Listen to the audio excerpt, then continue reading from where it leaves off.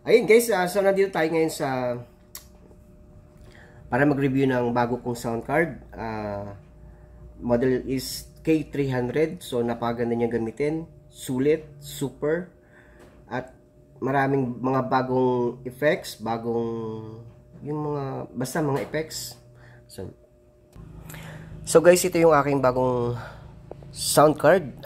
Bali, model niya is K300. So ayan, mga bagong effects na magagamit natin. Merong mga KTB, concert, studio, MC, tsaka Bluetooth na rin siya guys. Tapos merong mga original sounds, yung voice mo, original voice. May mga nadagdag na monster, Perch original, stereo mix. So tapos yung mga effects naman na bago, ito may bass slap, tapos yung mga electrotone na pwede mong baguhin yung boses mo. Yan.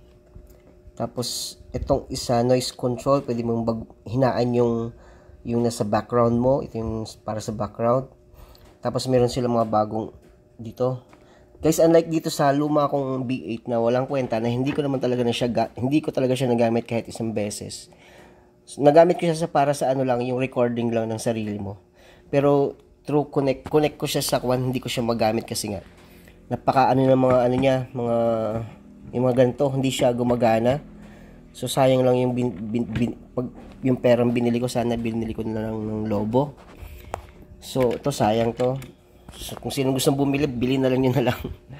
So ito guys, ito yung mga niya, meron siyang para sa charger niya para sa computer. Hindi ko alam yung OTG na yan eh. Mic, tapos headset, live, earpiece, speaker. Pwede nyo lagyan ng speaker, tapos yung live, tapos ito yung accompaniment. Accompaniment is yung gagamitin nyo para sa isang gadget na halimbawa magkakanta kayo or magkakaraoke kayo, yan yung gagamitin nyo. Diyan yung isasaksak. So para naman sa live guys, dito nyo rin isasaksak. Halimbawa nagla-live kayo through Facebook or YouTube, dito nyo isasaksak sa live. Live 1, live 2, live 3 or kahit saan. So dito naman sa headset, syempre headset. Pwede rin siyang gamitin sa earpiece. Yung headset nyo guys, pwede nyo rin gamitin sa earpiece. Tapos ito yung sa microphone. Mic 1 and mic 2. Ayan, mic 1 and mic 2. So ayan ang gagamitin nyo. Diyan, pwede nyo isaksak sa 1 or sa 2. Hindi ko pa nagagamit yung OTG kung para saan siya.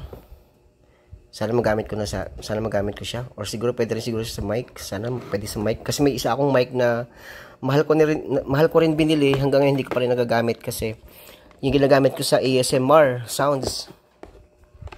So yun, ang kagandahan lang guys is madali siyang gamitin pag mobile yung gagamitin. Pero kasi hindi ko pa siya natry sa laptop or sa PC. Kaya hindi ko pa alam kung ano yung review ko pag ginamit ko na dun sa computer, sa laptop ko. So ito yung noise control, meron siyang noise control. Yan. Tapos yung drum. Tapos yan. So that's it guys. So sana mas easy siyang gamitin, tsaka mas maganda yung mga effects niya. Tsaka maganda yung voiced out niya, yung labas ng sounds. Ayan ito yung accompaniment ko para sa halimbawa magre-record ka magkakaraoke ka, dito mo lang ilalagay sa accompaniment. Tapos yung sa monitor mo naman guys, sa live, ayan, nandiyan naman ako nagla-live.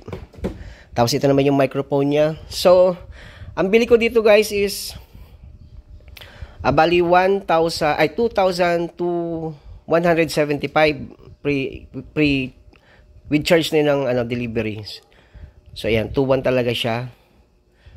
Ayan, yan po yung aking K300 sound card. So ayan, napakaganda gamitin. Tapos yung mic. Pwede guys, pwede rin yung mag-avail na kahit walang mic, pero mas maganda siguro na package na para compatible lahat. Hindi na kayo maghahanap ng kung ano pang isasuksok or ano pang gagamitin nyo. So, ang binili ko kasi is package na siya. Kaya, hindi na ako nahirapan kung saan ko ilalagay, kung ano yung dapat isaksak kung saan dapat. Yan. So, that's it guys for my review sa aking new sound card. The best sound card. Okay? Thank you. Bye.